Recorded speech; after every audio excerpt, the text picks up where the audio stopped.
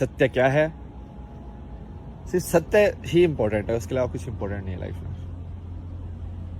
जानना, सही में जानना। मतलब यहाँ पे हिरन भी रहते हैं, खरगोश भी रहते हैं, बाज भी है। बाज भी घूम रहा था कहीं से। किस बारे में बात की जाए? 3-4 टॉपिक है मेरे पास। पहले तो थोड़ा सा शांति से शुरुआत करते हैं, देखते हैं अपने आप आएगा कुछ। फास्ट फूड पर जाते हैं उससे।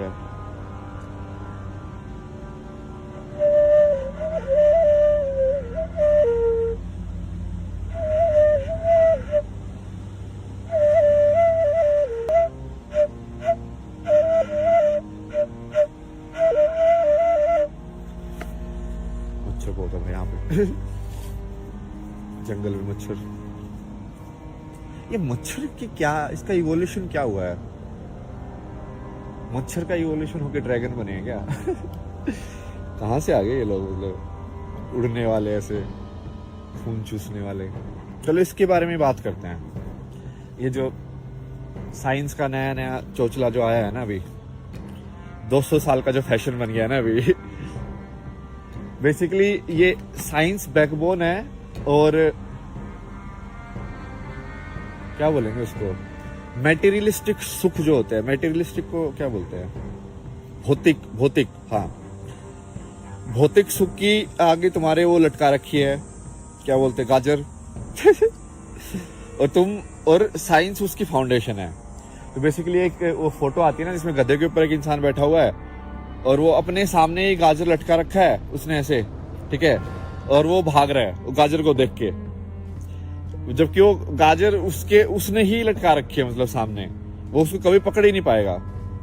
इसका भारत में ना एक और एग्जाम्पल भी बहुत पुराना है, जो मेरे को बहुत, और आई थिंक बहुत सारे लोगों को दिल पे टच किया है। वो एक कस्तूरी हिरण वाला एग्जाम्पल, कि कस्तूरी हिरण जो होता है कि वो उसकी इतनी अच्छी सुगंध आती है और वो भागता रहता है। अब इसमें मुझे एक फ्लो लगा कि एक तो पहले तो लोगों को कैसे पता कि उसको पता नहीं है, मतलब कस्तूरी हिरण को हो सकता है पता हो यार, मतलब वो ऐसे ही भाग रहा हो बजे में, किसी ने ये तो सोचा ही नहीं। सब ऐसे सोचते हैं कि वो हिरन वो उसको ढूंढ रहा है, खुशबू को। वो उनका इंटरप्रिटेशन है। तुम ऐसे देख रहे हो उसको, तुमको हिरन से तो बात की ली तुमने 1-on-1 कि हिरन भाई तू क्यों भाग रहा है? दोनों केस पॉसिबल है वैसे उसमें, बट वो पहले वाला केस ज्यादा रोमांटिसाइज किया गया है, क्योंकि वो ना जानने की जगह से आता है ना, कि हम नहीं जानते हैं। चलो इसकी बात करते हैं कि मैं, ये जो सच जानना है, ये सब है, ये जो इतना, इसका पूरा जो प्रोसेस है, ये ऑब्जेक्टिव तो है नहीं। ऑब्जेक्टिव नहीं है मतलब कि इसको बाहर से तो तुम, कोई मापदंड तो है नहीं। अरे यार देखो, वैसे भी किसी सोच का मापदंड हो ही नहीं सकता। कभी कोई जज इस चीज पे रूलिंग दे सकता है कि मैंने क्या सोचा है? दे सकता है क्या? हो ही नहीं सकता ना। जिस दिन तुम विचार को एज इट इज पकड़ना सीख जाओगे, साइंस, उस दिन मैं बोल दूंगा कि मैं प्रूफ भी दे दूंगा तुमको। समझ रहे हो? क्या तुम विचार को पकड़ सकते हो कि मैंने इस पेड़ को देख के मैंने क्या सोचा? एग्जैक्टली बताओ। तो वो विचार तो है ना, लेकिन तुमको पता है विचार है, बट चाहे उसका भौतिक है प्रूफ, कोई क्या भौतिक तरीके से उसको किसी एक्सपेरिमेंट के थ्रू प्रूफ किया जा सकता है? तुम इलेक्ट्रिसिटी देख सकते हो, तुम ये ट्रूथ या फॉल्स बता सकते हो कि हाँ इस बंदे ने लड़खड़ा के बोला, पैटर्न निकाल के, बट एग्जैक्टली विचार क्या है उसका, वो बताओ। जबकि वो भी एनर्जी की मूवमेंट है, उसका भी एक सिग्नेचर है।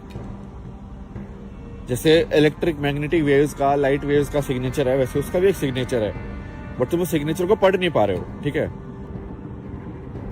वो सिर्फ अंदर से पढ़ सकते हो तुम। तो इसमें फिर दिक्कत क्या होती है कि अब जैसे मान लो मेरे से कोई क्वेश्चन पूछेगा, ठीक है, कि भाई तू एनलाइटन है क्या?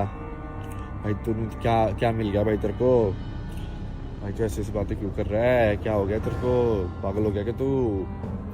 क्या ये एनलाइटमेंट किस चक्कर में पड़ गया? या ऐसा कोई भी क्वेश्चन बेसिकली इंडिया में मान लो कि पूछे, क्योंकि इंडिया में एक्चुअली ज्यादा डिसबिलीव या जो भी है, डिसबिलीव भी नहीं बोलेंगे, मतलब इग्नोरेंट ज्यादा है लोग अब आज के टाइम में। उनके दिमाग में वो किसी चीज को जानने की क्यूरियोसिटी नहीं बची है किसी के दिमाग में। मतलब बचपन से ही उन बच्चों को ऐसे ढाल दिया जाता है कि बस तुम पैसा कमाओ, ये करो ये करो। वो ऐसे होते ही नहीं कि यार ये कहाँ आ गया, मैं चलो मैं इसको एक्सप्लोर करता हूँ या जानता हूँ मैं कि क्या चक्कर है, क्या है ये नारी क्या होती है। वो एक उसको एक इमेज दे दी कि ये फीमेल जो होती है वो उसका ये रोल होता है सोसाइटी में कि हाँ वो तुझे उससे शादी करनी है और फिर वो ऐसे ऐसे तुम ये कर लेना वो कर लेना, 2-3 तरीके से कहानी जा सकती है और बस वो उसी को मान लिया उसने। नहीं, फिर नारी बहुत कुछ हो सकती है भाई, तुमको क्या मतलब, रिश्ते तो तुम बना, तुम्हारे ऊपर है ना बनाने के। मतलब कल को यदि हम नया कंसेप्ट ऑफ फैमिली निकाल दे कि भाई पापा के भाई को चाचा बोलने के बजाय कुछ और रिलेशन निकाल दिया हमने, ठीक है। जैसे मुस्लिम लोगों के फैमिली के रिलेशन अलग होते हैं, हिंदू लोगों के अलग होते हैं, ऐसे हर जगह के अलग अलग है। बट भारत के तो सारे लोग अब इतने ही ज्यादा वैसे अनपढ़ टाइप के हो गए हैं, मतलब कि उन लोगों को वो वर्ल्ड को देख ही नहीं रहे हैं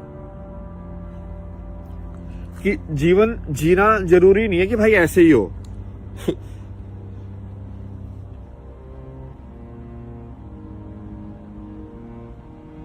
मैं आपको अपना एक्सपीरियंस बताता हूँ। मैं जब घूम रहा था ना, जैसे कुछ बॉर्डर के जो गांव है ना, वहां पे आई थिंक अभी भी होता होगा। और ये दिक्कत क्या है ना कि ये लोग अब बताते ही नहीं है, जो कि ये मेन स्ट्रीम मोरालिटी बहुत ज्यादा हो गई ना। तो मेन स्ट्रीम मोरालिटी होने की वजह से कुछ भी, और ये हमने वेस्ट से लिया, ये मेन स्ट्रीम मोरालिटी वाला ये यहाँ पे ज्यादा होता है। यहाँ पे प्रोपेगेंडा कर करके ये पहले सिगरेट का प्रोडक्ट बना देते हैं, ठीक है। सिगरेट का प्रोडक्ट इन्होंने ही बनाया। टोबैको का यूज तो भारत में कितने सालों से है भाई, तंबाकू कितने सालों से यूज कर रहे हैं हम, ठीक है। अलग अलग तरीके से लोग कभी हुक्का बनाते, कुछ ये बनाते, अलग अलग मशीनें या जो भी है, ठीक है। बट इन्होंने क्या किया, उसके अंदर केमिकल उनको पता था ये एडिक्टिव है, तो लोगों को फटाफट कैपिटलिस्टिज्म के नाम पे बेच बेच के आदत लगा दी, सबकी कैंसर वैंसर करा दिया। फिर बाद में बोलते हो उप्स, तो फिर बाद में पूरी गवर्नमेंट पूरा प्रोपेगेंडा चलाती है कि तंबाकू हानिकारक है। अरे भाई तंबाकू हानिकारक नहीं है, तुम्हारी ये सोच हानिकारक है। तंबाकू तो इतने टाइम से था, लोग पागल नहीं हुए तुम्हारी तरह ऐसे किया उसकी, तुम उसको बेच बेच के, बच्चों को बेच बेच के, आदत लगा के, और फिर उससे पैसे कमाओ। समझ रहे हो? सोच का फर्क है ना भाई। और ये अब ये इंडिया में भी यही चलन हो गया। इंडिया में भी ऐसी होता है, मेन स्ट्रीम मोरालिटी बना दी गई है कि ऐसे ही हो सकता है। और ये दोनों साइड, मतलब जो भी 2 या 3 जितनी भी साइड है, सारी साइड एक्चुअली यही कर रही है इंडिया के अंदर। तो जो बस वो कुछ चीजों में मतभेद कर देती है। जैसे कि इन्होंने ये साइंस को मेन स्ट्रीम मोरालिटी बना लिया है, ये लेफ्ट वाले जिनको बोलते हैं, ठीक है। उन्होंने साइंस को मेन स्ट्रीम मोरालिटी बना लिया है कि साइंस हमारा भगवान है। अब वो भी सच नहीं है, ठीक है। अब दूसरे वाले लोगों ने क्या किया कि उन लोगों ने ये, क्या बोलूं मैं, मतलब नकली भी नहीं है यार, अब वो उसको बोलना बहुत ही क्रिटिकल है ना। आजकल तो भाई स्पीच के ऊपर ही लोग जेल वेल करा देते हैं, ध्यान से बोलना पड़ता है सबको सोच समझ के। भाई कुछ ऐसे मेरी गलत इंटेंशन है, मैं तो सारे शब्द वापस ले लूंगा, ठीक है। कोई बुरा मत मानना भाई। मैं तो साथ में सोच के कि सबका कुछ मिले, सबको ना भला हो।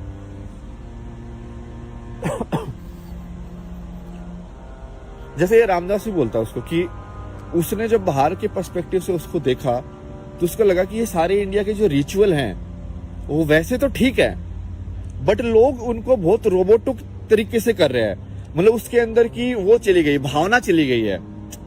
नमस्ते तो लोग कर रहे हैं, बट अंदर से गाली दे रहे हैं। तो भाई ये जो नमस्ते का जो रिचुअल था, जिसके अंदर एक्चुअली बहुत पावर थी, ये एक्चुअली में योगा टाइप का ही पोज है ना, एक मुद्रा है, मतलब समझ रहे हो, हाथ की एक मुद्रा है ये। जैसे हाथ की एक अलग अलग मुद्रा बताते ना कि तो ऐसे ऐसे करके, इवन दोनों हाथों की भी अलग अलग है, मतलब कुछ है, पुष्प ये बता रही भाई, ऐसे ऐसे। तो ये हाथ की मुद्रा से पर्टिकुलर टाइप का एनर्जी फ्लो होता है। ये तो मैंने फील किया है। जैसे ये तुम जनरली तुम्हारा हाथ ना यहाँ से ऐसे, मुझे तो ऐसे फील होता है कि एनर्जी लीक होती है यहाँ से। तो बहुत बार जब मैं कपड़ा लगाता हूँ ना ऐसे, या मुट्ठी बंद करके रखता हूँ, तो मुझे लगता है कि हाँ ठीक है, मैं अब अंदर के अंदर रख रहा हूँ एनर्जी, अच्छा लगता है ऐसे। या ऐसे कोई ऐसे करो तो बहुत अच्छा लगता है, मतलब क्योंकि आई थिंक वो पूरा ये वाइब्रेशन के फॉर्म में यदि तुम देखोगे एनर्जी को, तो ये पूरा सर्किट पूरा हो गया ना, मतलब अब इसलिए गोला बना दिया मैंने अपने अंदर, ये गोला ही है ना, देखो पूरा मेरी बॉडी एक नीचे हो गई और फिर ऊपर जा रही है और फिर ऐसे जा रही है। तो वो जैसे मान लो मैंने ये चीज का एक आकार है ना, अब मैंने इसको वाइब्रेशन किया ऐसे अब इसमें किस फॉर्म में वाइब्रेशन जाएगी। तो ऐसे ही मैंने अपने शरीर का जो वेसल है या शरीर का जो ये ढांचा है उसको तुम जितने अलग फॉर्म में कनेक्ट करके वाइब्रेट करोगे वैसे अलग टाइप का वो निकलेगा, एनर्जी फ्लो होगा। ये तो साइंस भी मेजर कर सकता है, इसमें तो क्या ही। तो वही है कि अब उसमें अब इंडिया में जो दूसरी साइड वो हो गई है कि जो ये सब कर रही है बट नकली तरीके से कर रही है, बिना दिल के कर रही है, नकली भी नहीं बोलेंगे उसको, क्योंकि वो एक्चुअली कर्म तो हो रहा है, मतलब मंदिर की घंटी तो बज रही है, बट मंदिर की घंटी से जो तुम्हारा ध्यान की प्रक्रिया में जो तुम्हारी मदद होनी चाहिए थी कि तुम उस घंटी को सुनते ही तुम्हारा सारा ध्यान वहां पे आ जाए, समझ रहे हो। क्योंकि वो ये तो बुद्धिस्ट लोग जो हैं ये उसको ध्यान के लिए यूज करते हैं ना घंटी को, ऑब्जर्व किया तुमने कभी, इट्स लाइक टन। तो वो इसका ना इन्होंने प्रोडक्ट भी बनाए हैं, मैं यूज कर रहा था कि मान लो तुम काम कर रहे हो और तुमको इसको क्या बोलते हैं, माइंडफुलनेस जिसको बोलते हैं, उसकी वो प्रैक्टिस करनी है। तो इन्होंने ऐप से प्लगइन बना रखे हैं कि हर 30 मिनट में या तुम टाइमर सेट कर सकते हो, घंटी बज जाएगी। उससे क्या होगा कि तुम मान लो कहीं पे जा रहे हो अलग ही थॉट में, ठीक है सही ट्रैक पे नहीं जा रहे हो, तो 30 सेकंड के बाद तुम्हारा एक इंडिकेशन आएगा कि भाई वापस आ जाओ। यदि तो सोच में कि लगी ये हो जाएगा वो हो जाएगा, ऐसे करना है और भाई सोचे जा रहे हो, या फिर तुम जैसे माइंडलेसली ब्राउज करते रहते ना कि इस पे ये खोला वो खोला वो खोला, तो 30 सेकंड में जब वो घंटी बजेगी तो तुमको फिर से ध्यान आएगा कि मैं ये क्यों कर रहा हूं। तो वो बेसिकली तुम्हारा ध्यान वापस वर्तमान में लाने की कोई उसका वो एक वो इंस्ट्रूमेंट है, मान लो वैसा ही है। तो जैसे अपना तो घंटी कितना पुराना है यार, मतलब ये घंटी का जो इंस्ट्रूमेंट है ना, सही इसको तो बहुत स्टडी करना चाहिए।